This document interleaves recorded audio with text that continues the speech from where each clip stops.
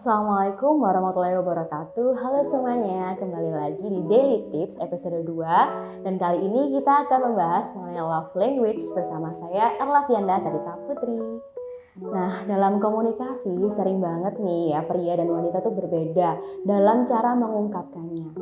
Hal itu diulas juga di dalam The New York Times tahun 2011 yang mengulas mengenai berbagai esai cinta, di mana pria itu cenderung menulis cintanya itu dengan tindakan nyata, sedangkan wanita itu cenderung dengan perasaan dan emosi. Dan hari ini kita akan membahasnya bersama-sama supaya cara kita berkomunikasi itu efektif, terutama pada pasangan agar cinta itu nggak sebelah tangan. Oke, langsung saja.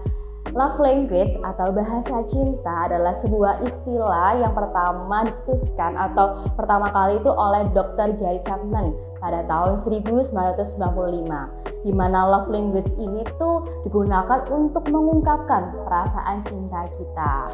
Seperti itu. Nah, dalam love language ini terbagi menjadi 5. Yang pertama adalah word of affirmation, di mana atau kata penegasan. Nah, banyak orang nih ya kalau bilang itu cinta tuh nggak bisa diungkapkan dengan kata-kata. Tapi dalam individu ini itu tuh kayak cinta adalah salah satu caranya untuk mengetahui apakah dia itu cinta atau enggak, karena orang yang dengan bahasa cinta ini tuh suka banget ketika dikasih pujian, dikasih afirmasi positif, dikasih dukungan, semangat melalui lisan. Misal, presentasimu hari ini keren banget sih, aku suka deh sama cara kamu menyampaikan, kamu semakin hari kok semakin keren ya gitu, aku suka dengan cara kamu berproses. Hari ini kamu cantik banget, hari ini kamu ganteng banget. Nah, ketika individu lain itu memberikan itu ke kamu dan kamu tuh senang, nah mungkin bisa jadi nih salah satu atau bahasa cinta utamamu ini adalah word of affirmation atau kata penegasan, seperti itu. Dan yang kedua ada receiving gift atau menerima hadiah. Individu ini tuh suka banget kalau dikasih hadiah. Tapi bukan karena hadiahnya itu apa, nominalnya itu apa, berapa, dan mewah atau enggaknya, bukan. Karena individu di sini tuh lebih melihat niatnya, effortnya, dan makna dari pemberian hadiah itu sendiri. Dan kebanyakan individu ini itu tuh lebih suka gitu ketika hari-hari penting tuh diingat. Semisal hari ulang tahun, kemudian hari anniversary, dan dia tuh ngasih hadiah. Nah, makna dari hadiah itu sendiri jadi hal yang sangat-sangat spesial gitu bagi individu yang memiliki bahasa cinta ini. Seperti itu. Selanjutnya ada act of service atau tujuannya ini untuk memberikan pelayanan dengan tulus dan mengurangi beban atau stres individu ini dengan bahasa cinta ini.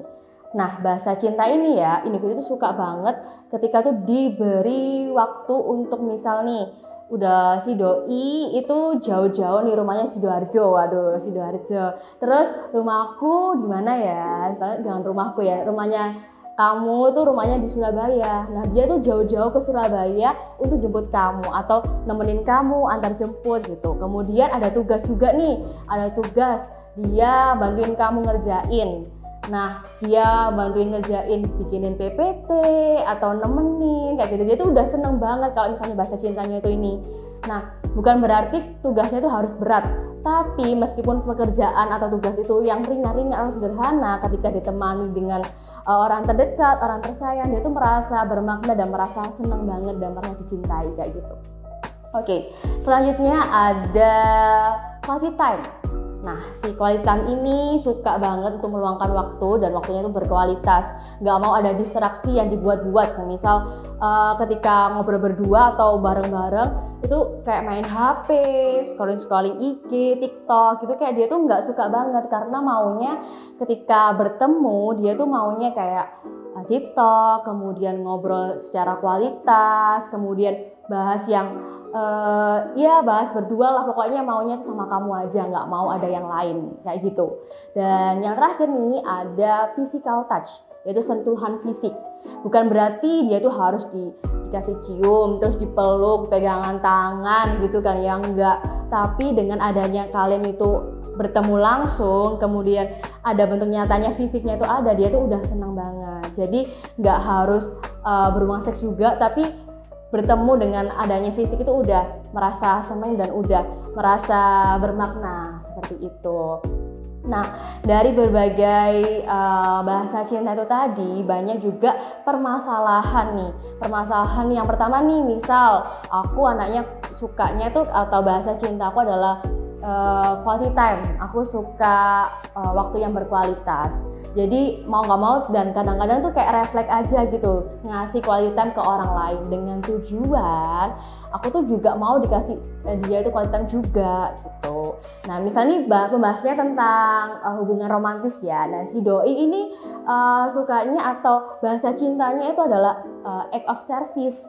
Dia udah berjuang misalnya jemput jauh-jauh luar kota atau ngulangin waktu antar jemput gitu. Nah ketika bertemu nih kayak aku lo udah ngasih kamu servis antar jemput gini, kamu kok nggak ngehargain aku sih? Terus kayak si cewek ini atau cowok itu kayak bilang aku lo udah ngasih waktu aku ke kamu tapi kamu juga nggak ngehargain gitu.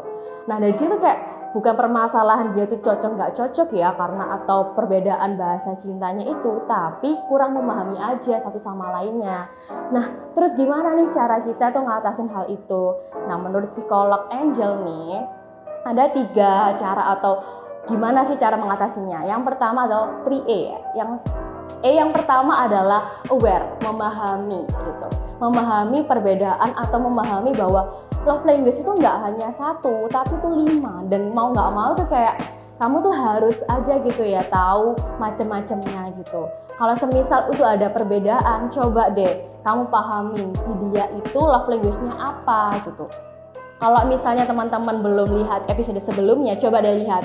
Nah di situ kayak ada yang jawab kalau waktu itu juga bisa menjawab. Waktu itu bisa tahu kalau misalnya love language dia itu apa gitu. Kalau semisal nggak tahu, coba deh teman-teman trial error dari 5 jenis itu tadi, dia itu termasuk yang mana gitu dengan melihat reaksi dan respon dia ketika kamu ngasih itu ke dia.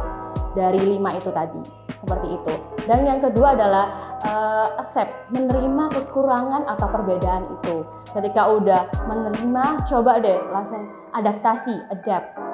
Teman-teman ketika udah tahu, oh ternyata dia itu perbedaannya tuh love language-nya ini toh sama aku. Jadi kayak teman-teman tuh harus belajar memahami effort gitu ya untuk memahami dan memberikan love language itu supaya individu itu senang ketika dikasih love language itu tadi. Seperti itu. Untuk mengatasi permasalahan perbedaan love language yang mungkin jadi perdebatan gitu ya. Kadang-kadang juga aku sama teman-teman kayak mau memperdebatkan itu gitu, tapi dari perdebatan itu juga bisa diatasi dengan cara 3 tadi, seperti itu. Nah, semisal nih aku udah lihat ini dari awal sampai akhir loh, tapi aku nggak punya pasangan tuh gimana? Nggak apa-apa, santai aja. Karena love language itu tuh bisa dikasih kepada keluarga, teman, kerabat, ataupun siapapun itu. Dan juga love language ini itu bisa diberikan kepada diri sendiri. Anggap saja sebagai act and self love kalian. Jadi kayak ya semisal kalian tuh capek nih habis kuliah, capek habis kerja gitu. Nah gimana cara aku menyelesaikan capek ini biar ya tetap capek sih, cuman kayak menjernihkan pikiran gitu ya, dengan cara mungkin bisa dengan quality time, kemudian atau nonton film, dengerin musik sukaan kalian. Jadi itu mungkin jadi salah satu love language yang bisa digunakan untuk teman-teman yang mungkin belum punya pasangan atau bingung lah mau ngasih ke siapa. Jadi coba aja kasih ke diri sendiri terlebih dahulu. Dan manfaat dari love language ini teman-teman itu juga bisa memberikan keeratan atau lebih kemaknaan dalam menjalin hubungan gitu. Jadi bagus banget ketika teman-teman udah menerapkan love language ini entah kepada orang lain ataupun diri sendiri. Seperti itu. Oke, itu aja yang bisa saya sampaikan mengenai love language pada episode kali ini. Semoga bermanfaat. Mohon maaf juga apabila banyak kekurangan dan jangan lupa untuk subscribe channel ini. Thank you, bye-bye.